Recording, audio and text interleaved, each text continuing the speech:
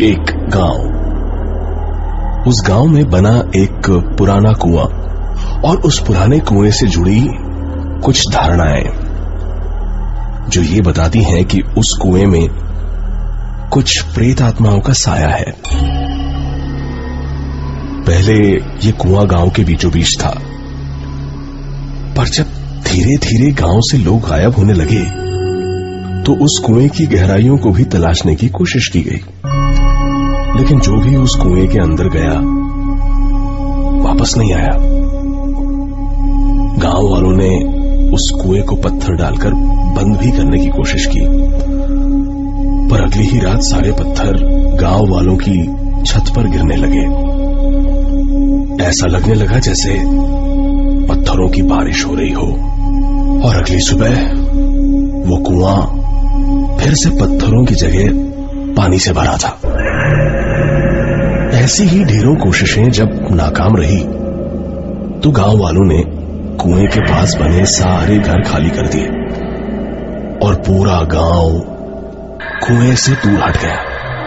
पर कुआं अब भी गांव के रास्ते में खड़ा था। और तभी से शुरू हुआ उस कुएं में मौत का एक अजीब खेल।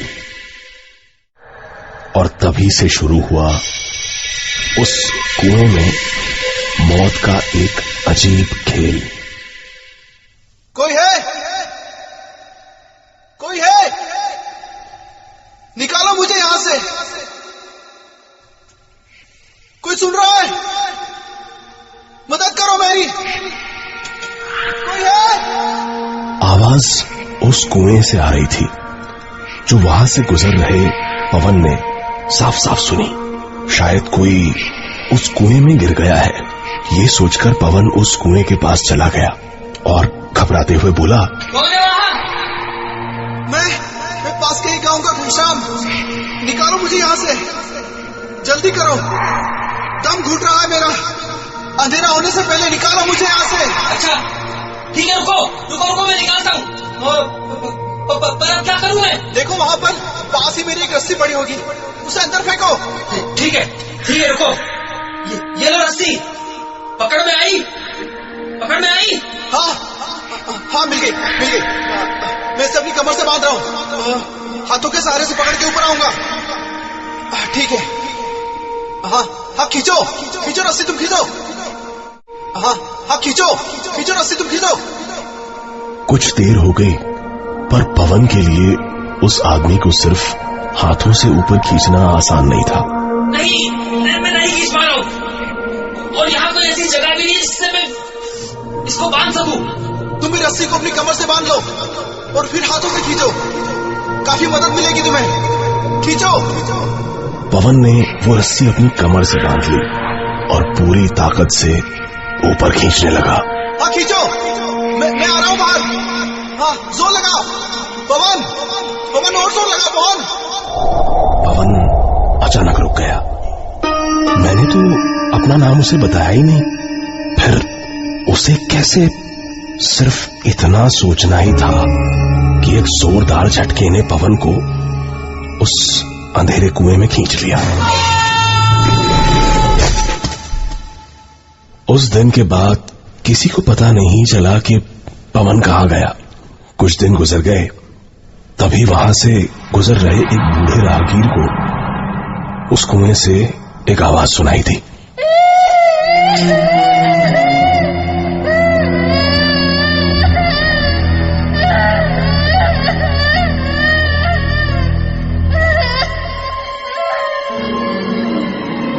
ये किसी बच्चे के रोने की आवाज थी।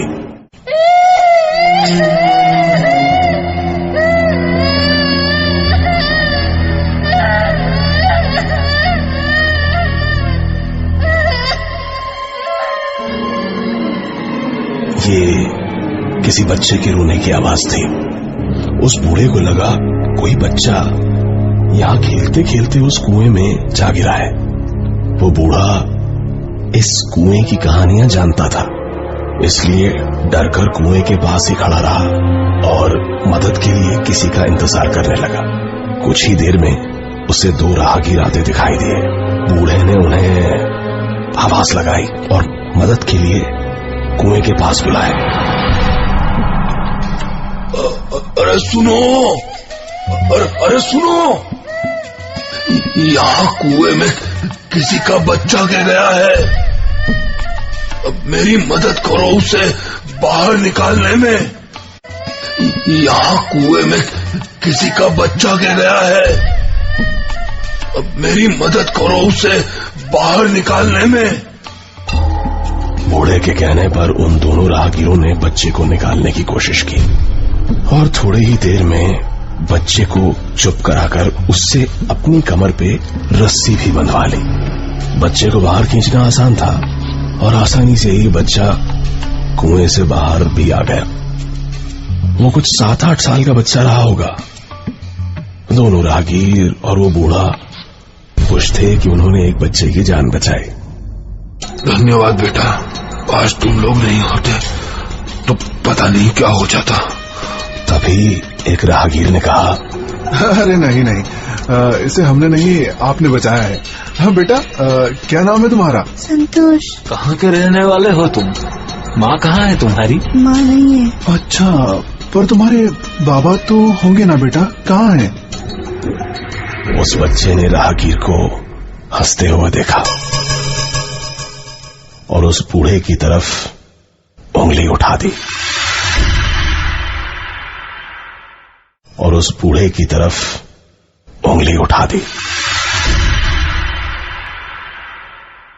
उस दिन के बाद वो राहगीर भी गायब हो गए। कहा जाता है कि आजादी से पहले इस गांव में बहुत शातिर ठगों की टोलियां रहा करती थी, जिन्होंने कई बार वहां के लोगों और अंग्रेजों को ठगा था।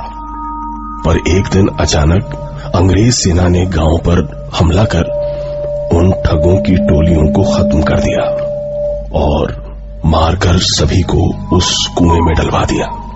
तब से उन ठगों की आत्माएं आज भी अलग अलग तरीकों से लोगों की जिंदगियों को ठग रही हैं। आज भी उस गांव में उस अंधेरे कुएं का मुंह खुला हुआ है और आज भी कोई मदद को पुकारता है।